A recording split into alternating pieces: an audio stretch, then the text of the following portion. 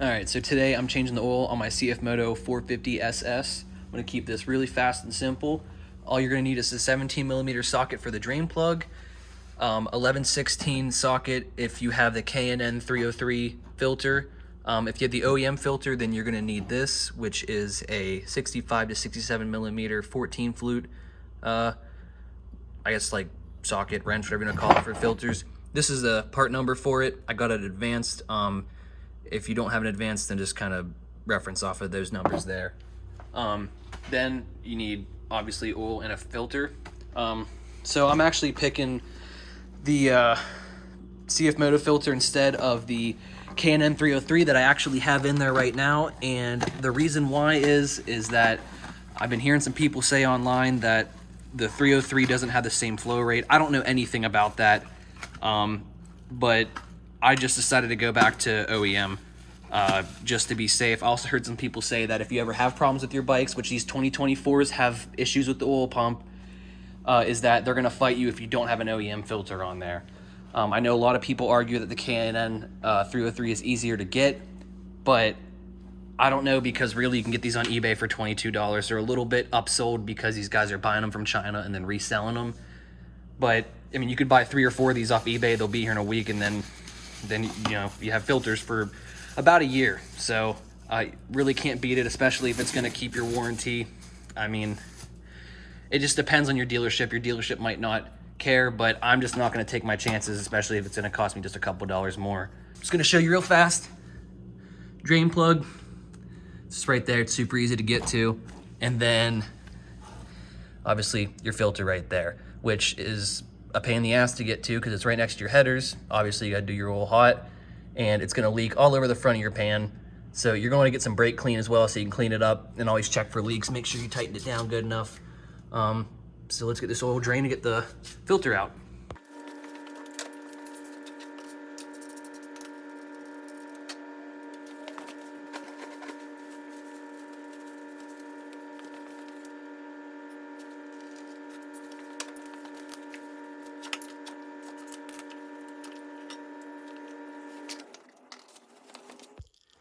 All right, so we got the oil draining out. As you can kind of see, it's kind of dripping out of everywhere just because that's the filter just kind of leaks all under the plastics there. I kind of want to make something that will help drain it a little bit better when you take the filter off. I just don't know how possible that's going to be. But here's the 303 filter by K&N right next to the OEM one. Like I said, I'm just going back to the OEM one just from what I heard online. I really don't know enough about this stuff to have like a good opinion on it. Just what people said about the flow rate and just the potential issues with the warranty, I'm just going to play it safe. I'm also going to be going with Motul 7100 10W40. You can go with this, the Mobile One Racing 4T 10W40. This is like in every parts store. I actually have a good bit on stock, but I don't know, wanted to go with Motul because why not? So we will we'll get to filling it, and that'll be it. Also, almost forgot, you're gonna want to pick yourself up some crush washers. If you're working on anything, I recommend just going on Amazon and picking up packs of crush washers, various sizes. It's just nice to have in your garage. You'll never know when you need it, and then when you do oil changes like this, you just already have crush washers on standby.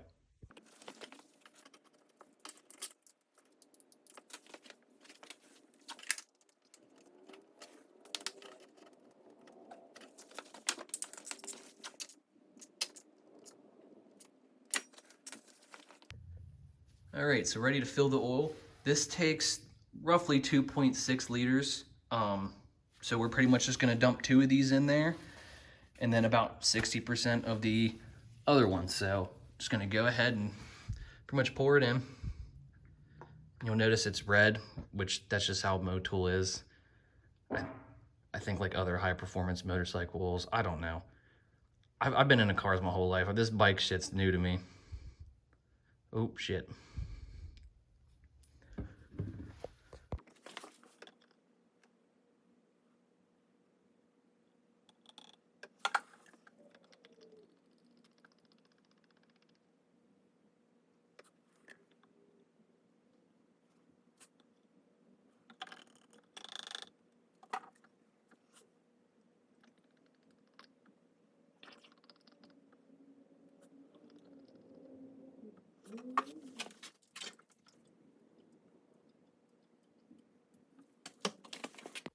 All right, and it's filled up. And whenever you stand your bike up, more oil is going to come out of your fairings, and it's gonna drip for a while. But yeah, so I was like a little bit above 400, and I mean it's pretty much full. You know, ideally you'd want to have a stand that holds the bike perfectly straight so you can get a perfect reading.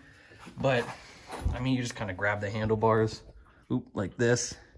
Just kind of pull it towards you, and just once you kind of feel the motorcycle get pretty light, it's still a little where it's kind of not pulling from one side or the other. Then you can kind of see, and it's about right in the middle. So it's about perfect. So that's it. Super simple. How to change the oil on your 450ss.